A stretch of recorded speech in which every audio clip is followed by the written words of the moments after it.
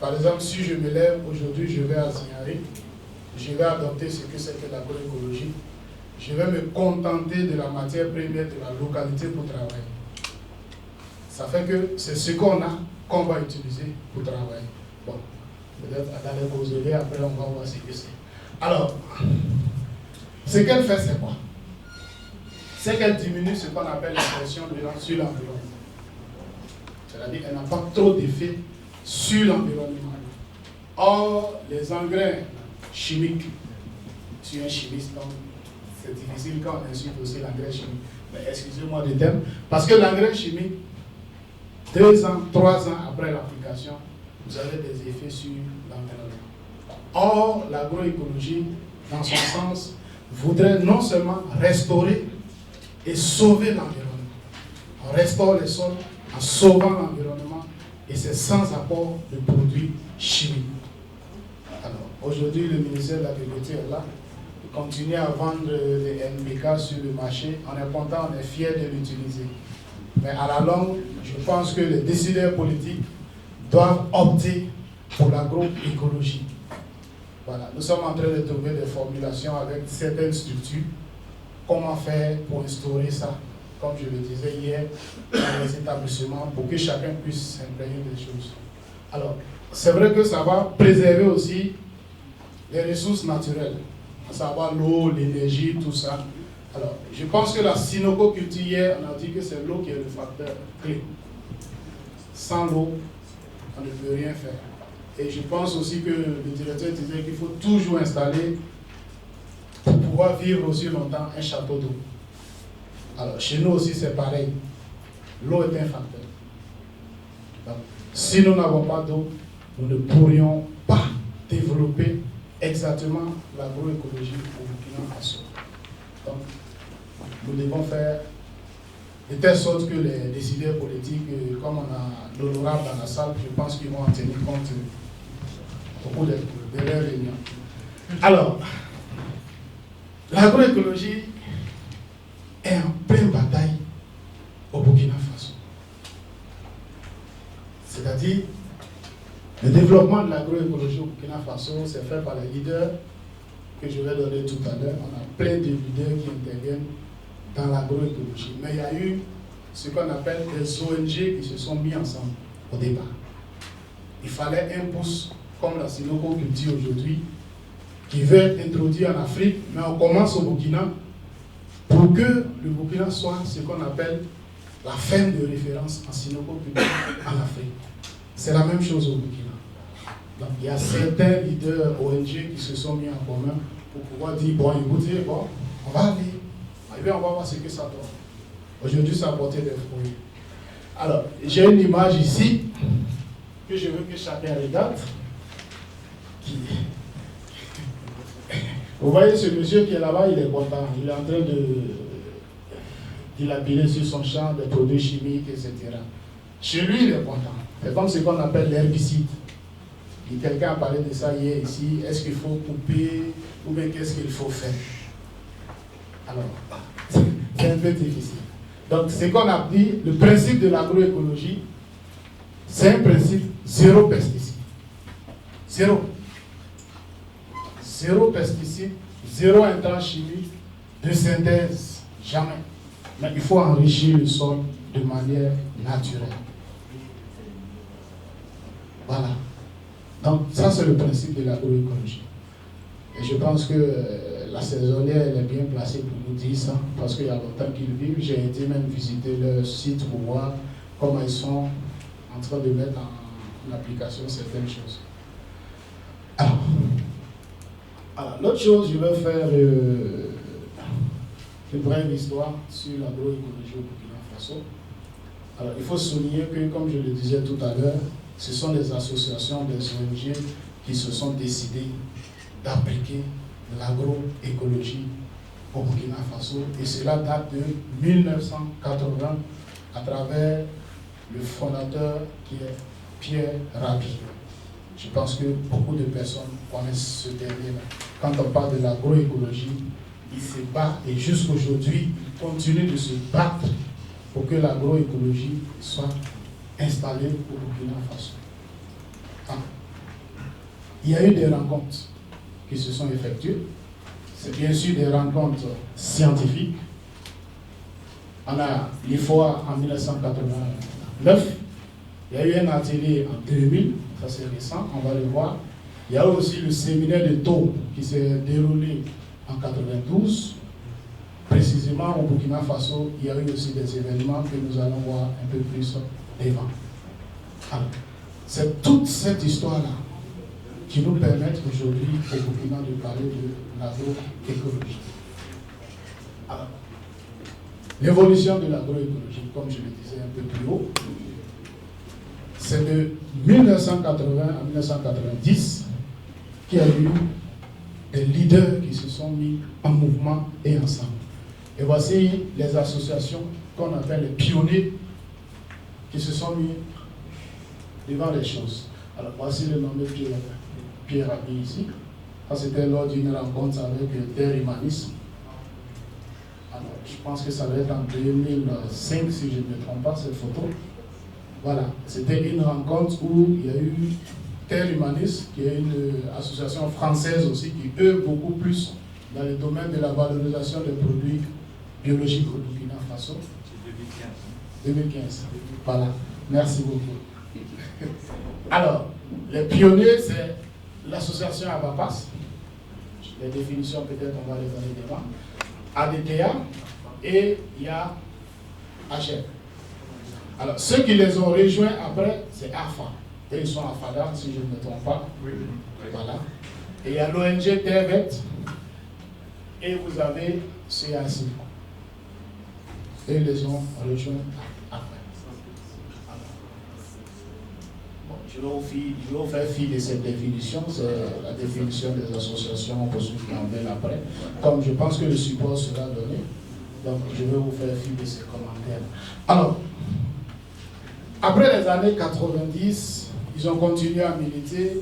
Et en 2000, il y a eu ce qu'on appelle la création du Conseil national de l'agriculture biologique, appelé communément le Sénapio. Ils sont à la Padoie, quelque part vers un espace où ils ont loué eux-mêmes. Avant, ils étaient dans un autre bâtiment où ils louaient. Donc, en 2011, il y a eu le Sénapio qui est né. Alors, à l'issue de ça, le Sénapio avait décidé de regrouper les structures qui interviennent dans l'agroécologie pour pouvoir en faire un modèle. Et dès le départ, il y a eu 36 structures composées des associations, des ONG, des groupements internationaux, des producteurs, ainsi de suite, et même des personnes physiques, des fermiers, qui se sont mis ensemble pour former le Sénapio. Alors, quand une structure naît, il y a ce qu'on appelle les conduites à tenir et les documents pour faire vivre ce conseil-là. Alors, il faut souligner que ce conseil, il est né pour faire ce qu'on appelle la promotion de l'agroécologie et développer la production biologique pour le marché national. Alors, je pense que Mme Emma parlait ce matin des marchés, des produits biologiques, et ainsi de suite. Ça existe, je pense, à Ouaga. J'en ai visité pas mal. Voilà. Mais c'est vrai, ça coûte cher. Mais on n'a pas le choix. Il faut en faire avec.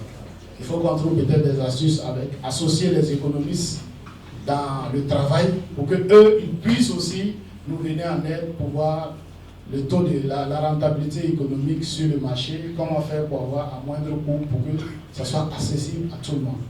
Sinon, je pense que c'est les Français qui prennent beaucoup plus ces genres de produits-là. Voilà. Alors, en 2014, le Sénapio a décidé d'élaborer 2 manuels. Les 2 manuels vont servir de base pour la survie du Sénapio.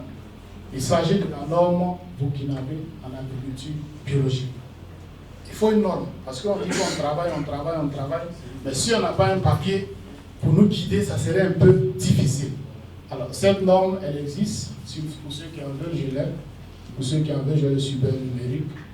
Vous pouvez avoir. Alors, l'autre, c'est ce qu'ils appellent un guide de certification des produits agricoles selon le système participatif garanti, le SPG. Donc, ce sont ces deux manuels-là, aujourd'hui, qui font vivre l'agriculture biologique au Burkina Faso. Alors, cette implication ici, elle est participative. C'est-à-dire qu'il y a tous ceux qui ont constitué à l'élaboration de ces deux manuels. Il y a eu les acteurs venant de façon noble. Aujourd'hui, je pense qu'on appelle ça AB-norme, si je ne me trompe pas. Voilà. Il y a eu les ministères concernés, le ministère de tutelle, le ministère de l'Agriculture, le ministère de l'Enseignement supérieur, il y a eu le ministère de l'Environnement à l'époque, il y a eu l'INERA qui a été consulté. Je pense qu'il y a eu l'université. Et avec, je n'ai plus son nom, le docteur, le professeur, là, il est même à la retraite maintenant. Voilà, Jean Didier, qui était l'un des membres de cette commission. Alors, qu'est-ce qui va se passer? Quand ils ont créé les deux manuels, il faut maintenant créer ce qu'on appelle le mémorandum pour l'agroécologie au Burkina Faso. Parce que c'est vrai qu'il faut un test, mais il faut un mémorandum qui permet encore de bien suivre ce qui se passe au Burkina Faso dans le domaine de l'agriculture biologique. Donc, en 2015, après la création du Sénat Bio, ils ont décidé de créer ce mémorandum qui existe aujourd'hui. Alors, ça a été constitué à partir de tous ces partenaires que vous voyez ici. Vous avez la Côte d'Ivoire qui était représentée, le Togo, le Mali, le Sénégal, le Burkina, etc. Donc, toutes ces associations-là ont permis à l'élaboration du mémorandum que vous avez ici.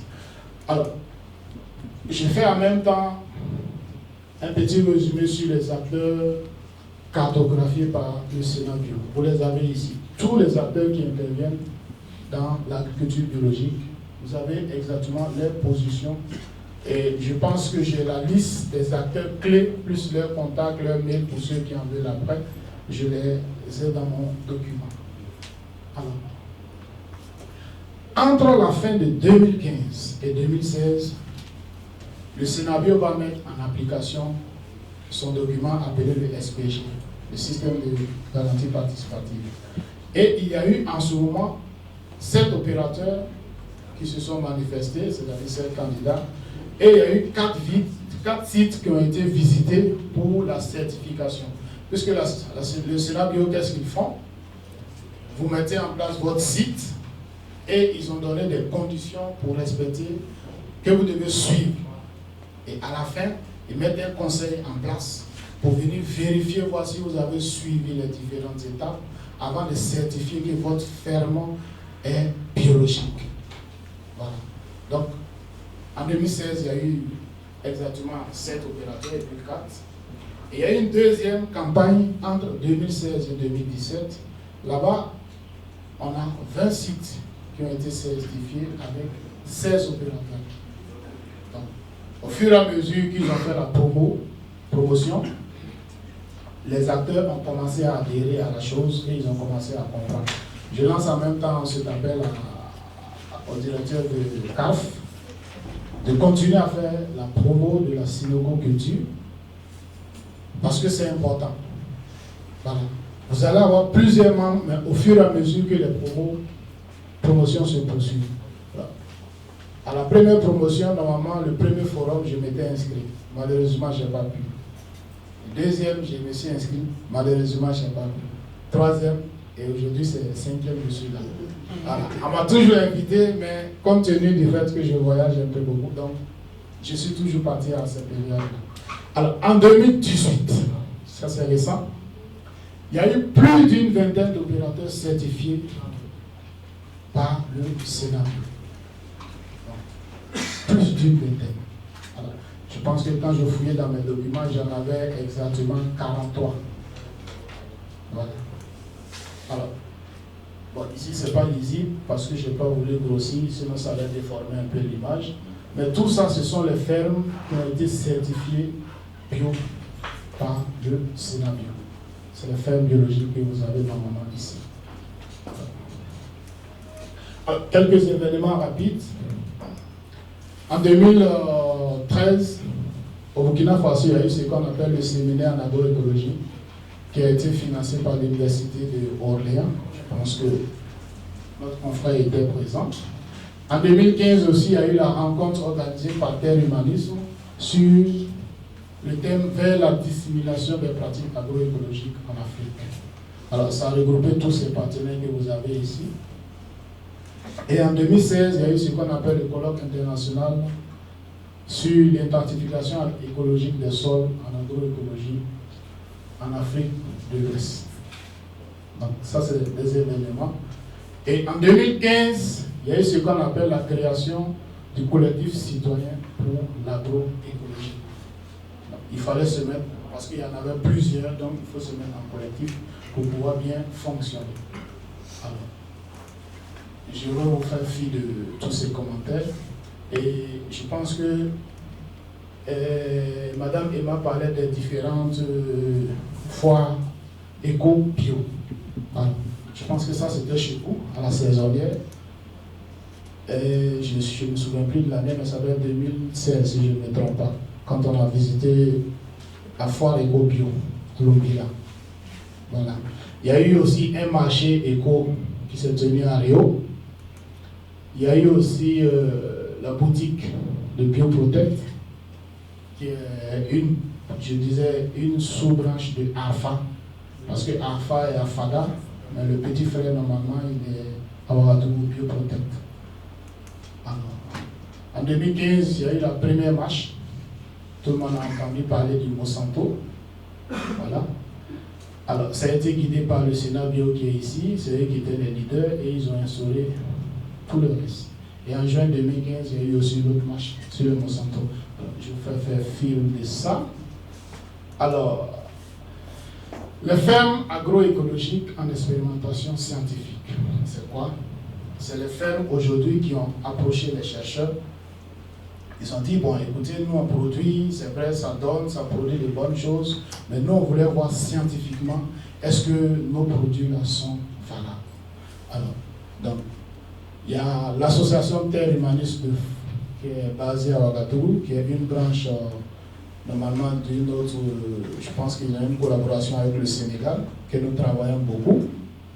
Et à la date d'aujourd'hui, nous avons un projet qu'on appelle écologie, agroécologie pour la souveraineté alimentaire, où j'interviens dans l'encadrement de certains étudiants avec des expériences que nous avons mises en place. Alors, à Idémer, il y a Béonéré et puis à Apad Sanguier. Alors, à Idémer, il est situé normalement à Zinharé. Pour ceux qui connaissent Zinharé, c'est à quelques kilomètres de Zinharé. Alors, la ferme Béonéré est située tout juste à la sortie de Ouagadougou vers l'ancien poste de police.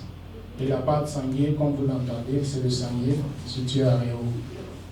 Nous avons mis en place des tests pour valider scientifiquement ce qu'ils appellent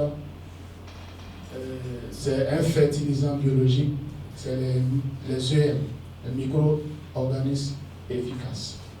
Voilà. Donc nous sommes en train de tester ça pour voir scientifiquement qu'est-ce qu'on peut en sortir avec.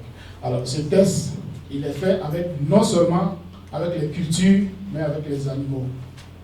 Voilà. Parce qu'on est en train de tester sur les cultures, la tomate, la laitue.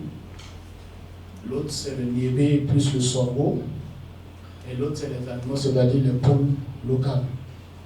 Voilà. Alors, il y a aussi la saisonnière. Je pense qu'il a travaillé avec le professeur Yvonne Bonzi sur la mise en place des pesticides biologiques, normalement, qui a été validé. Alors, à la date d'aujourd'hui, je pense qu'on a 3 étudiantes ici qui travaillent avec Bioprotect. Je les ai invités pour qu'ils viennent exactement. Voilà. Elles ont mis en place un test aussi avec Bioprotect pour valider scientifiquement des fertilisants biologiques que Bioprotect est en train de commercialiser. Voilà. Alors, les thématiques dominantes de recherche et approche, ce qu'on appelle les méthodes de recherche structure, etc. Alors, au niveau des minéraux, nous travaillons avec l'IRD, beaucoup, surtout avec le professeur Edmond, qui est un acteur clé au niveau de l'IRD. Alors, je vais vous laisser ça comme on aura l'occasion d'échanger pour ceux qui veulent le support. Alors, il y a l'université de Ouaga et de Bobo aussi qui interviennent dans la gestion des cultures normalement sur le terrain. On a les DESIeux qui interviennent aussi dans la gestion de la fertilisation. Nous travaillons beaucoup plus avec eux. Et nous avons, comme je le disais derrière, Bioprotect, qui est une structure privée, mais qui est beaucoup plus axée sur la gestion des cultures et des nuisibles. Alors, Bioprotect, ils vendent les pesticides biologiques et les fertilisants biologiques et les semences biologiques. Ils commercialisent normalement tout ça. Mais comme je le dis, scientifiquement, il faut valider. Voilà, donc c'est un phase de validation. Alors, en dehors de ces structures que nous avons l'habitude de collaborer, nous avons les ONG comme Alpha, CEAS, Diobas et puis Helvetas, qui conduisent aussi des recherches à leur niveau. Et nous sommes en train de voir comment les ramener dans la structure de recherche pour que tout ça, ça soit validé de manière scientifique. Voilà. Alors, la chaîne de valeur, le développement du marché, bon. Les technologies que nous développons ici dans le cadre de la chaîne de valeur, c'est la gestion de la fertilité des sols. Ça veut dire quoi? Quand on dit la gestion de la fertilité, c'est-à-dire qu'il faut produire et il faut utiliser des amendements organiques qui sont produits à partir des substrats locaux que nous disposons dans notre pays. Voilà. Et on fait de telle sorte que les substrats locaux là, c'est en fonction du lieu. Si on se rend par exemple au nord, ce que nous allons trouver comme substrat sera différent de si nous nous rendons à l'ouest. Donc tout qu'on fait, c'est ce qu'on trouve sur place, qu'on essaie de mettre en valeur. Alors, il y a la gestion de l'eau. Il faut gérer l'eau. Parce que nous sommes en Afrique, l'eau est difficile, surtout au Burkina Faso, en période de saison chaude, on a des problèmes. Donc, il y a aussi la promotion de l'agroforesterie. Alors, je pense que si le groupe que tu peux rentrer dans l'agroforesterie ici, on verra comment il faut faire. Alors, il y a aussi le contrôle écologique des ravageurs des cultures. Alors, dans les cultures conventionnelles, donc, quand on a un petit souci, on vient avec les pesticides, on pompe et puis ça va. Alors, l'agroécologie, nous, on ne détruit pas la nature, comme je le dis, mais on fait de telle sorte que les ravageurs qui s'approchent ne puissent pas. C'est-à-dire qu'on les chasse au fait. En termes terre à terre, il faut les chasser. Il ne faut pas les tuer. Voilà.